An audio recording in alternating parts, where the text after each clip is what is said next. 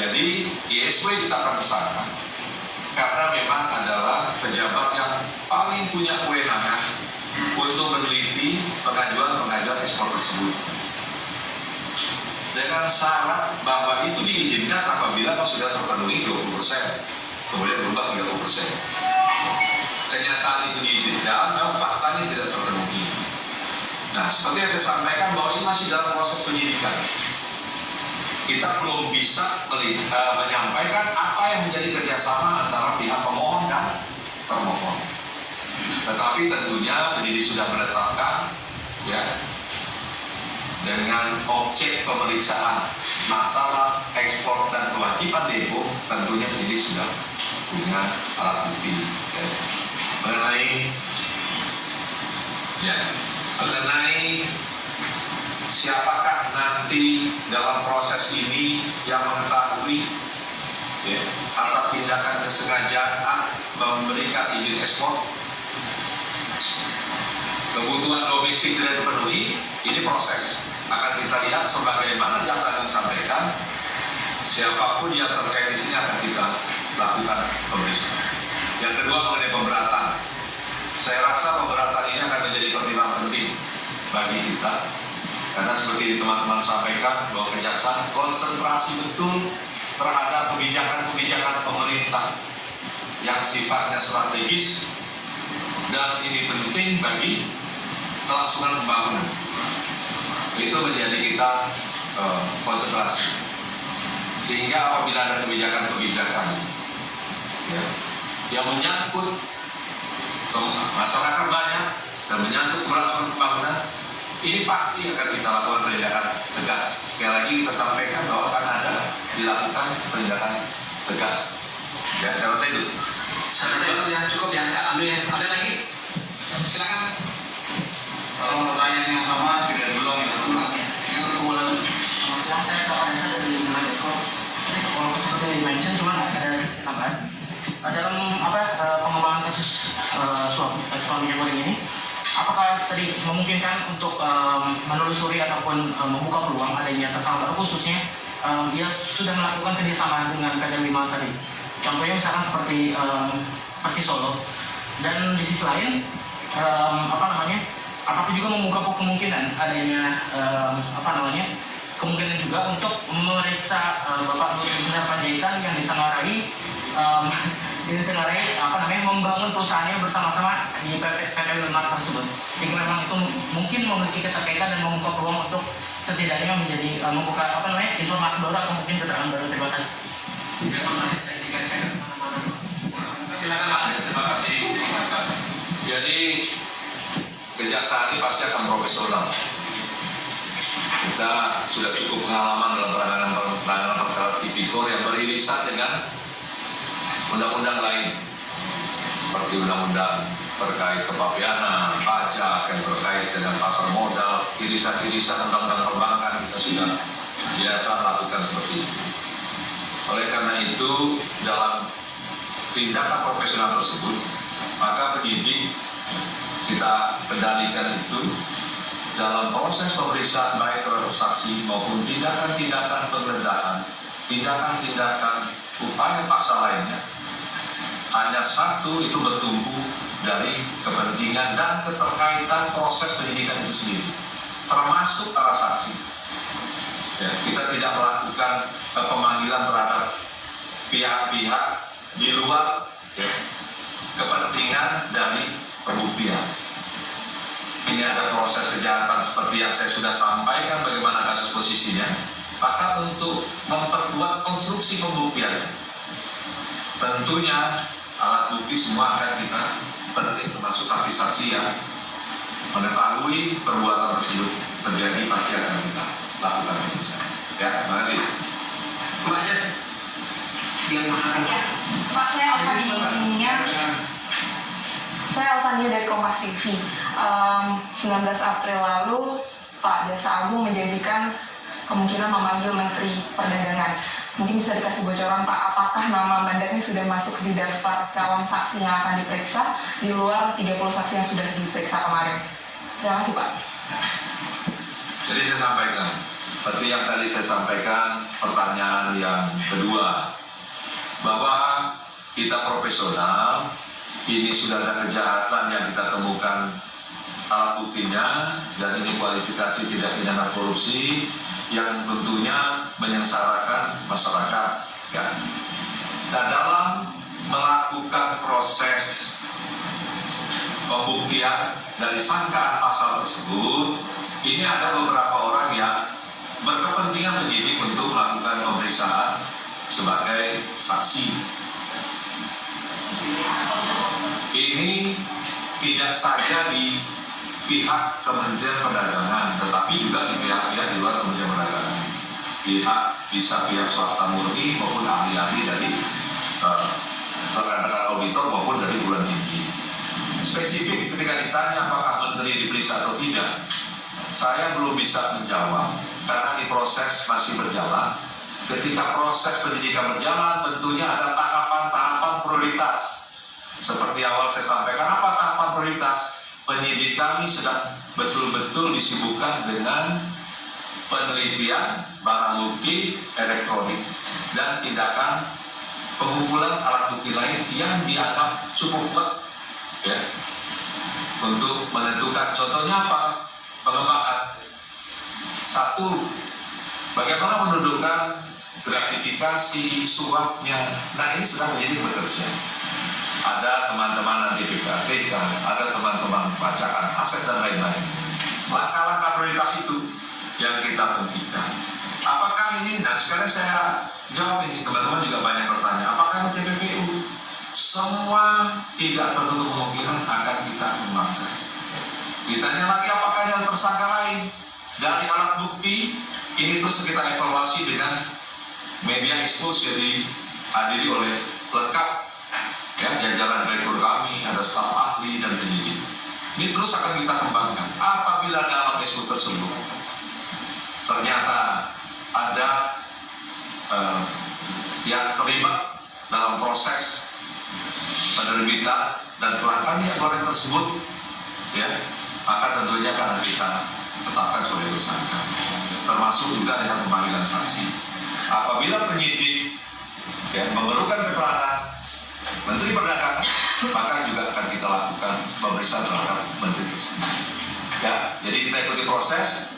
Tahapan pertama ini jadi sedang konsentrasi di hal-hal yang menjadi kepentingan, ya, prioritas. Nanti kita lihat proses kedua dan tahapan ketiga. Ya, silakan Ray.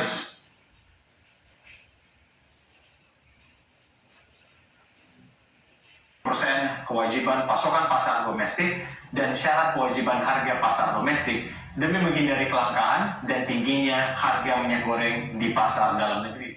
Kenyataannya kita tahu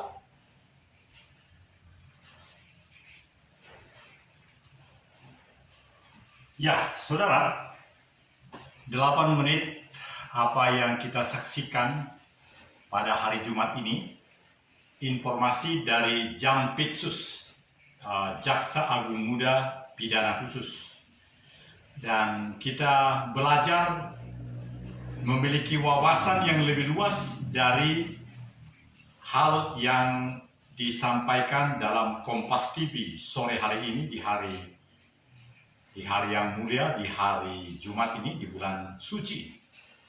Saudara, karena channel ini adalah channel sesanti negara, wujud sesanti negara, semakin kami rasakan bahwa memang Bhinneka Tunggal Ika, Tanhana Dharma Marwah semakin diperlukan, Bapak Ibu yang kami hormati.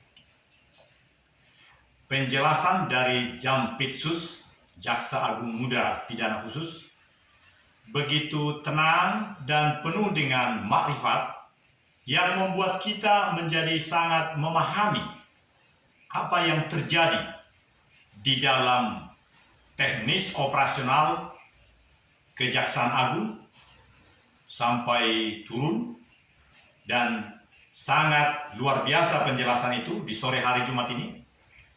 Dan saya sungguh yakin hari Jumat depan atau sebelumnya akan ada lagi seperti ini. Karena BBE, barang bukti elektronik, ini tentu terkait dengan Undang-Undang ITE, bahwa seluruh teknologi komunikasi, seluruh infrastruktur yang memang makin melengkapi kehidupan manusia. Saya ingat betul dahulu ketika kita memakai pager, surat telegram. Tapi semua itu sudah kita tinggalkan. Pager kita tinggalkan, surat telegram yang setiap kata. Saudara-saudara, kemajuan ini memang memperlengkapi kehidupan kita supaya sungguh-sungguh Nusantara jaya, Nusantara bangkit. Tetapi apakah sebenarnya yang diperlukan dalam kehidupan bertata negara? Dalam kehidupan 77 tahun Indonesia merdeka, apa yang perlu diupdate? Apa yang perlu direposisi kembali atau yang dipertebal dalam rangka kemajuan kehidupan negara?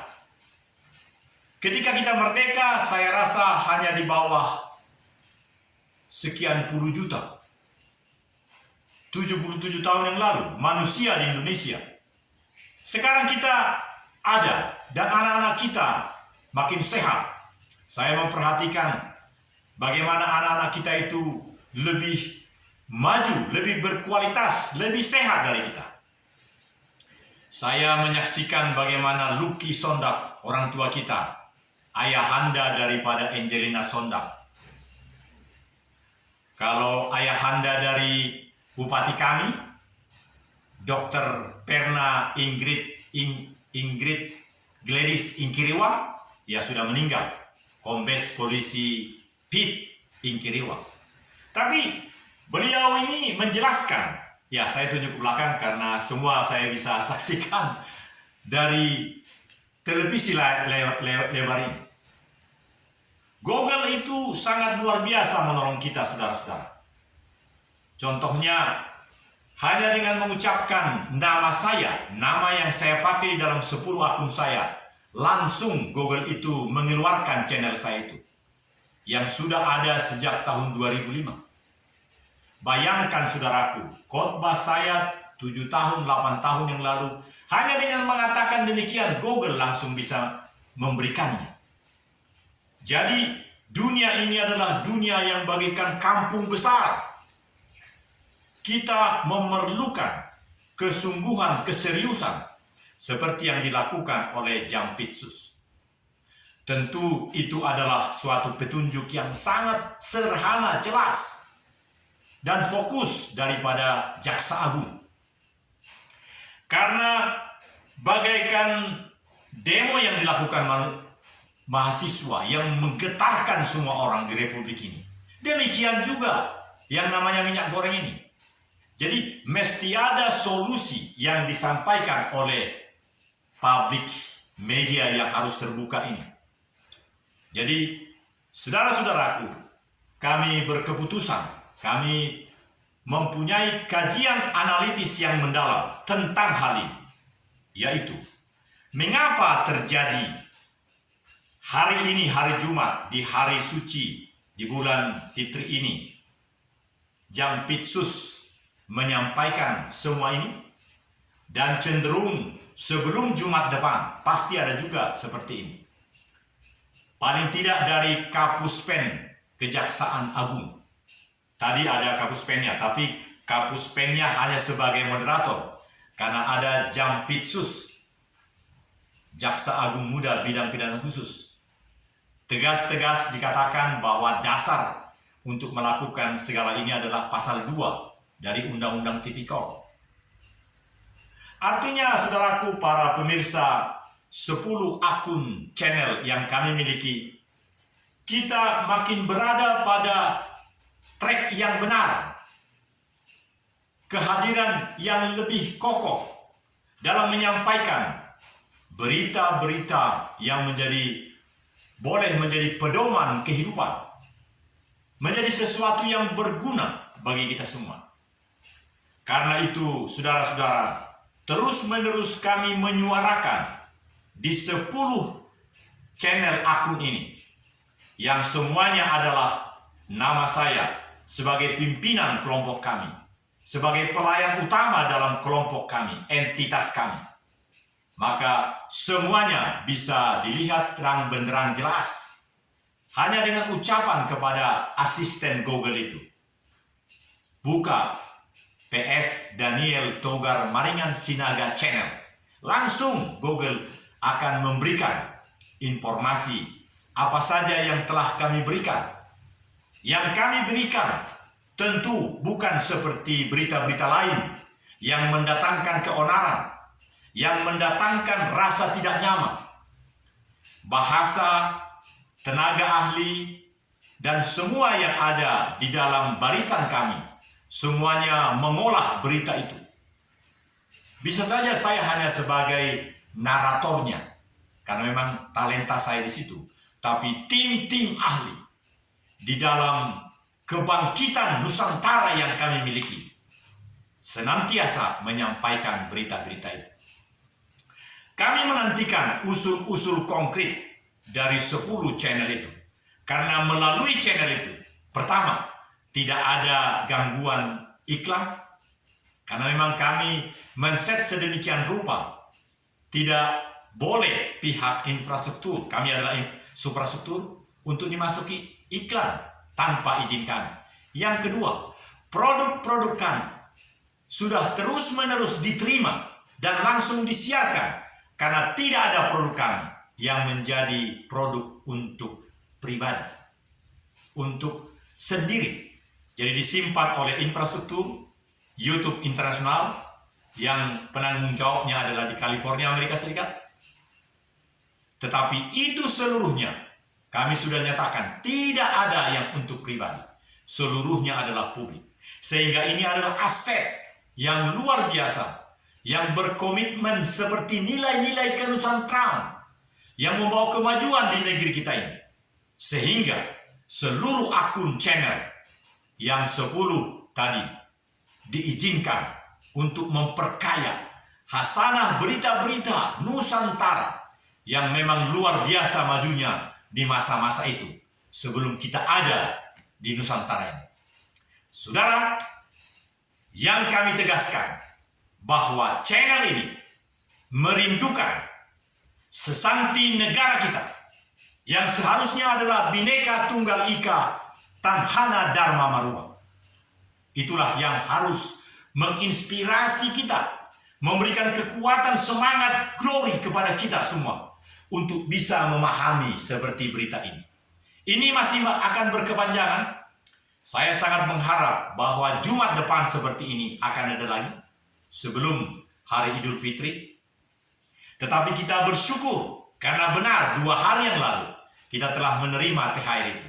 Dan nanti di awal pendidikan anak-anak kita dapat lagi yang gaji ke-13. Kita bersyukur bahwa negara kita telah melakukan sesanti negara itu, terutama yang tidak tertulis itu, yaitu Tanhana Dharma Maruwa. Tanhana Dharma Maruwa. Ucapannya memang bisa agak beda, karena ini adalah bahasa Sanskerta.